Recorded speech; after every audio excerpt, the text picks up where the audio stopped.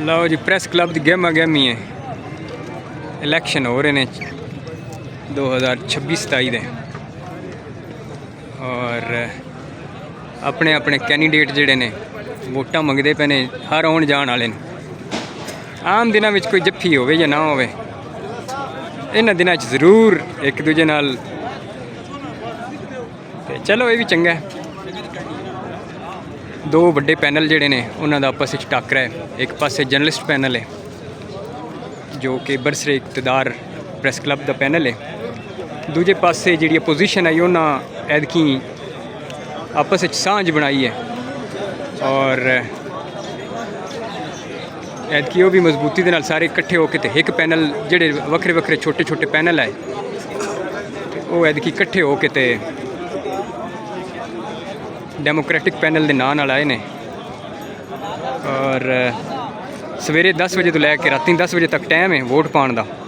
तो इस मारे फिर दिन के टाइम क्योंकि रोज़े चल रहे हैं, दिन के टाइम ज़रा रश घट है।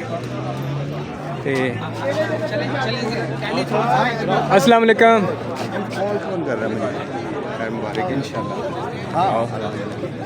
राव साहब सर की सूरत हाल है थोड़ा इंशाल्लाह द डेमोक्रेट्स पैनल बड़े हैवी मार्जिन से इलेक्शन जीतेगा। नहीं सर पंजाबी दसना है भाईजान, सूरत हाल बहुत अच्छी है। इंशाल्लाह डेमोक्रेट्स पैनल भारी मार्जिन नाल जितने लिए तैयार है। मैं अपने दोस्तों नाल अपील करदा जल्दी आओ वोट पाओ। यह तुहाडे कोल आखिरी मौका है, यह 20 साल का जिहड़ा कब्जा है इनू छुड़ाउण दा, ताकि असीं प्रेस क्लब के हालात नू बेहतर कर सकीए, मीडिया टाउन फेज़ 2 दे सकीए, हाउसिंग का कोटा 1 तो 2% कर सकीए, लोगों के बच्चों की तालीम के डिस्काउंट्स इंश्योर करा सकीए, तो इंशाल्लाह और बहुत सारे काम करेंगे। अच्छा ऐदकी तुहानू थोड़ा डिफरेंस लग रहा है, मतलब पहले भी इलेक्शन होंदे ने ते ऐदकी थोड़ा तुहानू लग रहा है? जी बिल्कुल, बहुत ज़्यादा मेजर डिफरेंस ये है कि अल्हम्दुलिल्लाह तमाम अपोजिशन के तमाम कायदे एक प्लेटफॉर्म से इकट्ठे ने ते तमाम मिल के जोर ला रहे हैं कि जर्नलिस्ट कम्यूनिटी की फलाह बहबूद लई काम करने लई इस बारी इलेक्शन जीती है। बहुत शुक्रिया। तो ये डेमोक्रेटिक दे फुरकान राव साहब आए और माशाल्लाह बड़े रिनाउन बड़े मन्ने परवन्ने साफ़ी ने, डॉक्टर ने। तो अस्सलाम वालेकुम भाई, कैसे? ठीक ठाक? कैसा रहा आज का दिन? बहुत अच्छा रहा है, अमन अल्लाह के शुक्र अमन हुआ है। अमन से भाई इलेक्शन पोलिंग शुरू है, देखते हैं शाम तक कौन जीतते हैं। चलें अल्लाह ताला खैर करेगा, बस ऑल द बेस्ट। तो माशाल्लाह बहुत तुसीं वेख सकते हो लोग अपने अपने कैंडीडेटां नूं सपोर्ट भी करते पे ने, कुछ लोग आके और लोग कोशिश करते पे ने कि इकट्ठे होके आइए और अपनी एक स्ट्रेंथ जिहड़ी है वो शो की जाए। जर्नलिस्ट पैनल वाले भरा इकट्ठे हुए ने इस पासे। तो